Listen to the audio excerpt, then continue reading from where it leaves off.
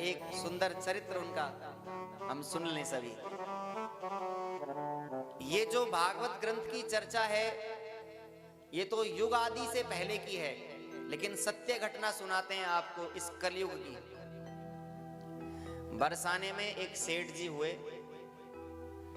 तो जिन सेठ जी के यहां कोई बेटी नहीं थी, 3 बेटा थे, बड़ी सुंदर दुकान, बड़ा भव्य मकान, हर सुख साधनों से संपन्न थे सेठ जी। लेकिन सेठ जी के यहाँ पुत्री का अभाव था। 3 बेटे, उनका विवाह किया, पुत्र वधू घर में पधारी, और सेठ जी की जो पत्नी थी उनका स्वर्गवास हो गया।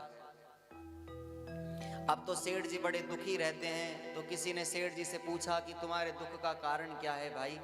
तो सेठ जी ने कहा, भाई देखो, जीवन में सब कुछ है, हर आनंद है, लेकिन केवल एक ही अभाव है कि मेरे यहाँ पुत्री नहीं है, बेटी नहीं है। सेठ जी इसलिए परेशान है कि बेटी नहीं है, और आजकल अत्यधिक लोग इसलिए परेशान हो जाते हैं कि बेटी हो गई।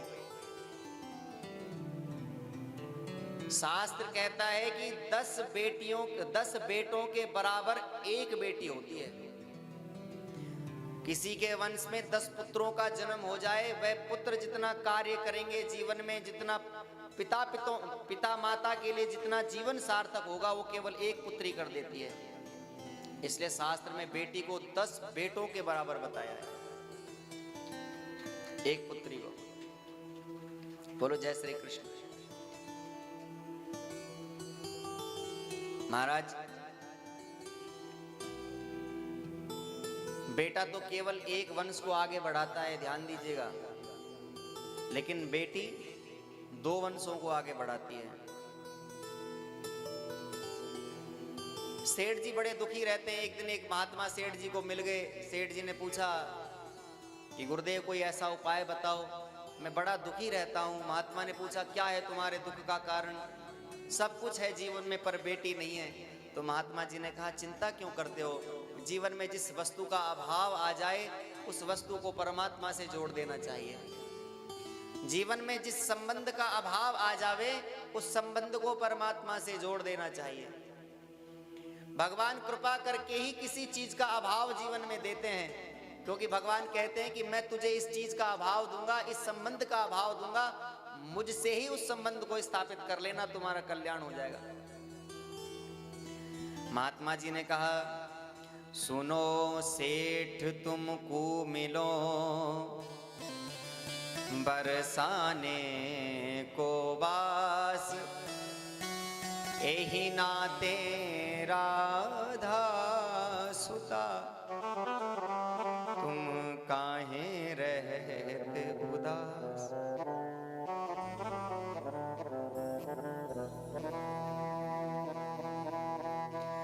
सुनो सेठ तुमको मिलो बरसाने को बास, एही नाते राधा सुता, तुम काहे रहत उदास। अरे सेठ जी, तुम उदास क्यों होते हो? तुम्हारे पुत्री नहीं है, लो ये चित्र ले जाओ राधा जी का, और आज के बाद इसे ही अपनी पुत्री मान लेना। सेठ जी तो बड़े प्रसन्न हुए, चित्र को लेकर अपने घर आए, अपने घर के मंदिर में राधा रानी के चित्र को स्थापित किया।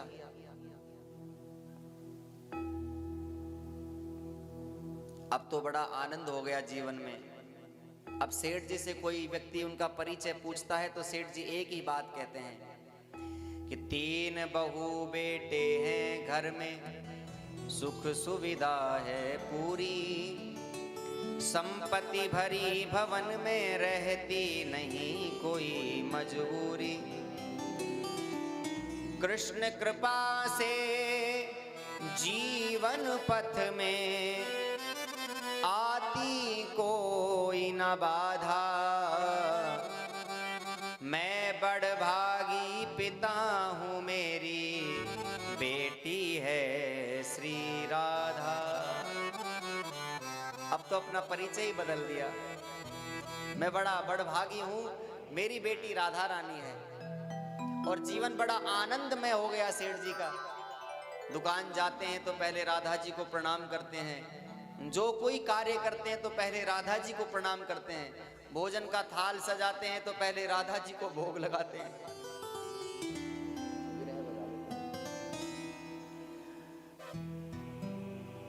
जो भी कुछ भोजन का थाल सजाते हैं, राधा रानी को भोग लगाते हैं प्रथम, फिर उस प्रसाद को स्वयं ग्रहण करते हैं। जीवन बड़ा आनंदमय हो गया।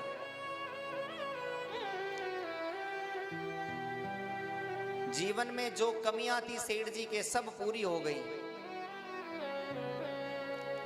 एक दिन सेठ जी अपनी दुकान को जा रहे थे कि रास्ते में एक चूड़ी पहनाने वाली उन्हें मिल गई।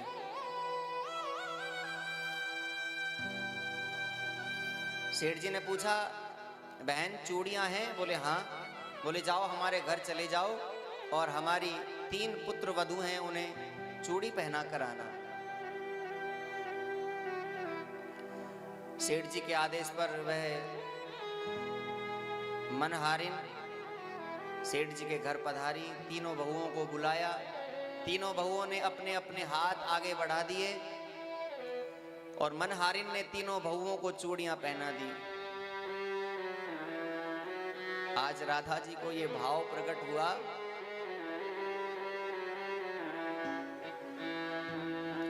कि मेरे पिता के घर में चूड़ी पहनाने वाली आई है, तो मैं चूड़ी क्यों ना पहनूं।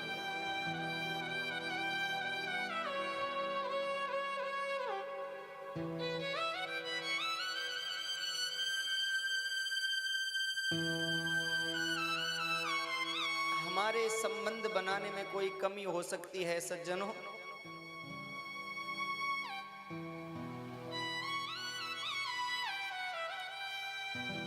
पर भगवान के निभाने में कभी कोई कमी नहीं हो सकती है।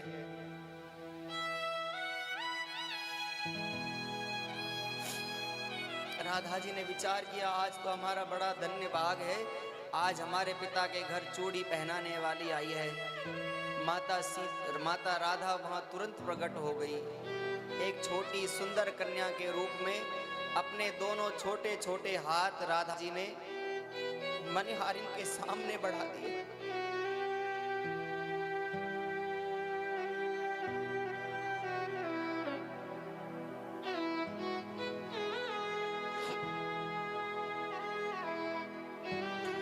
मनहारिन ने अपने जीवन में इतना सुंदर स्वरूप आज पहली बार दर्शन किया, मानो जीवन आनंदित हो गया।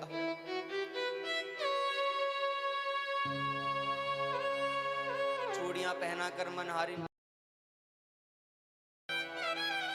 सेठ जी ने कहा था इनका मोल तुम हमसे प्राप्त करना। दुकान जाकर कहा चूड़ी पहनाई? बोले हाँ सेठ जी पहनाई। एक हाथ का कितना पैसा लेती हो? एक हाथ का 10 रुपया लेते हैं। सेठ जी ने 60 रुपए लिए और मनहारिन को दे दिए। बोले नहीं, हमने 6 हाथों में नहीं 8 हाथों में चूड़ियां पहनाई हैं। सेठ जी कहने लगे तुम झूठ बोलती हो, हमारे यहाँ तो 3 ही स्त्रियां हैं घर में, 3 ही बहू हैं, चौथी कौन आ गई? तुम्हारे मन में लोभ आ गया है ना अधिक पैसा लेने का, तुम हमसे वैसे मांग लो, हम तुम्हें ज्यादा मोल दे देंगे, पर झूठ बोलने की क्या आवश्यकता है। मनहारिन ने कहा हम तुमसे कोई भीख थोड़ी मांग रही हैं, अरे 8 हाथों में चूड़ियां पहनाई हैं इसलिए 8 हाथों का ही मोल लेंगी। सेठ जी ने कहा अभी नहीं देंगे, पहले घर जाकर मालूम करेंगे, पता करेंगे कि तुमने कितने हाथों में चूड़ी पहनाई है, फिर मोल देंगे। सेठ जी अपने घर आए, पुत्र वधुओं से पूछा। मनहारिन आई थी? बोले हाँ पिताजी। चूड़ियां पहनी? बोले हाँ। अच्छा तुम तीनों के अलावा किसी चौथी और कन्या या स्त्री ने भी चूड़ी पहनी? बोले नहीं पिताजी, हमने तो केवल 3 लोगों ने ही चूड़ी पहनी है। सेठ जी ने कहा सोई तुम हम कहें कि मनहारिन के मन में लोभ आ गया है। श्री राधे श्री राधे श्री राधे जय श्री राधे राधे राधे करते हुए सेठ जी ने राधा जी को प्रणाम किया।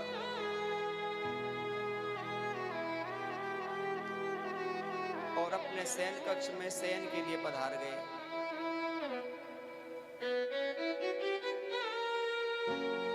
सेठ जी को निद्रा आ गई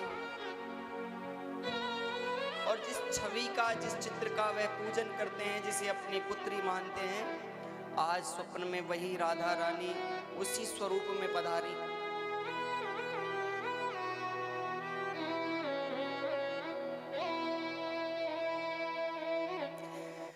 सपने में प्रकट होए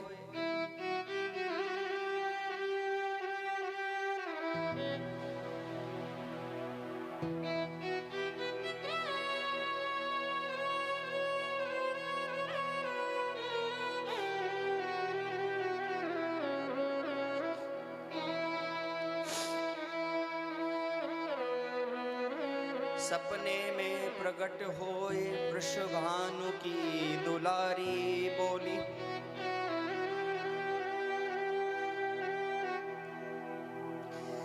तनया बनाए तात नात ना निभायो है। सपने में प्रकट होए वृषभान की दुलारी बोली, तनया बनाए तात नात ना निभायो है। रोने लगी राधा रानी।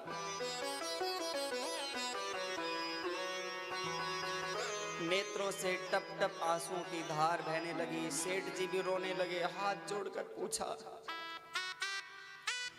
हे बेटी, क्या अपराध हो गया है मुझसे? क्या गलती हो गई है? क्या चूक बन गई है? तुम क्यों रोती हो?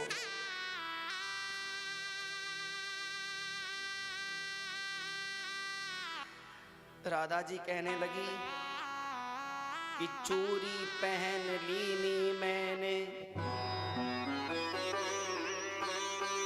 जान पितु गेह काल, आप मनहारिन को मोल ना चुकायो है।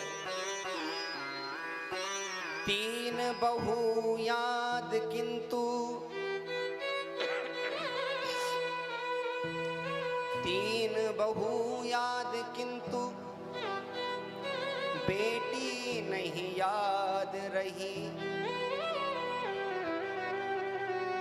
कहत श्री राधिका को ये भर आयो है।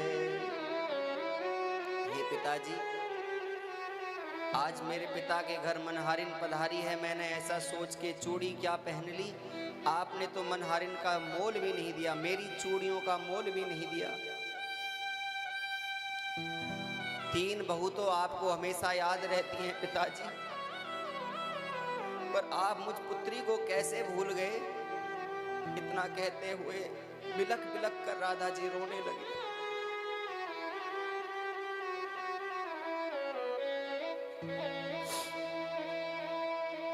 हे पिताजी, ऐसी भई दूरी कहो कौन मजबूरी है।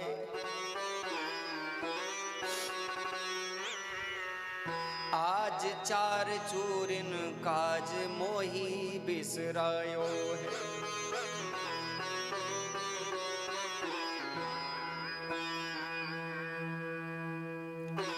ऐसी भई दूरी कहो कौन मजबूरी हाय, आज चार चोरिन काज मोए बिसरायो है। ऐसी क्या मजबूरी हुई पिताजी आपकी, तो चार चूड़ियों के लिए आज आपने मुझे भुला दिया। इतना कहते हुए रोती हुई राधिका जी अंतर ध्यान हो गई।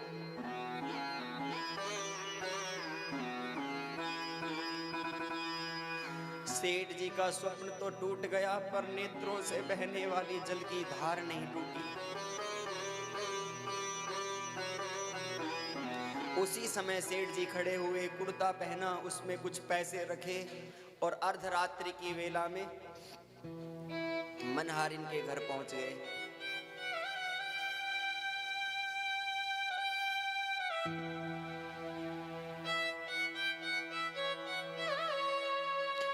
दरवाजे को बजाया, मनहारिन बाहर निकल कर आई। अरे सेठ जी, इतनी रात्रि को तुम यहाँ,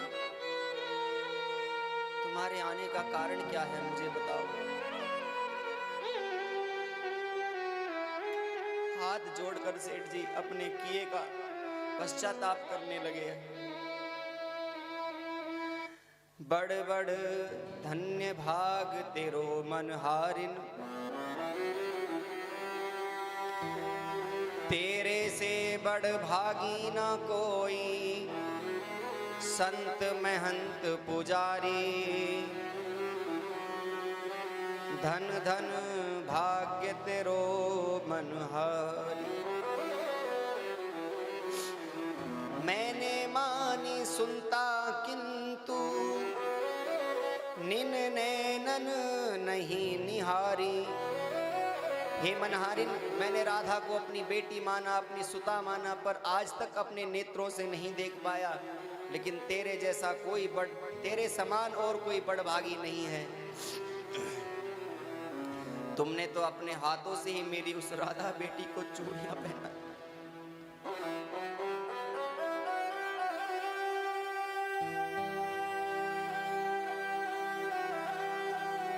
इतना कहते हुए सेठ जी बिलक बिलक कर रोने लगे। जो रुपया पैसा जेब में दर कर लाए थे, सब मनहारिन के चरणों में रख दिया।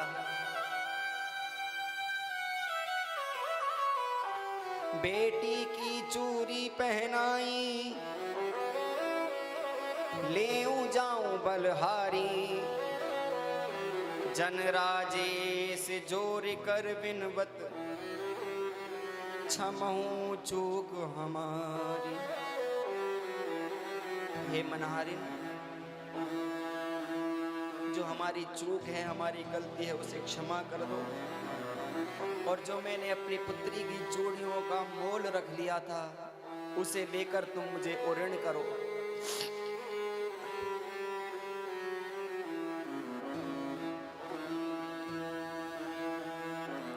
मनहारिन मन ही मन विचार करने लगी। जब तोहे मिलो अमोल धन, फिर क्या मांगत मोल। अरे जिस धन को पाने के लिए बड़े बड़े संत महात्मा हजारों वर्ष की समाधि लगाते हैं, फिर भी उन्हें वह धन प्राप्त नहीं होता है। और हे मनहारिन, आज तुझे सहजता से वह धन प्राप्त हो गया। मनहारिन मन ही मन विचार करने लगी। जब तुझे मिलो अमोल धन, तो क्या मांगत मोल। और अपने मन से कहती हैं, रे मन मेरे प्रेम से, श्री राधे राधे।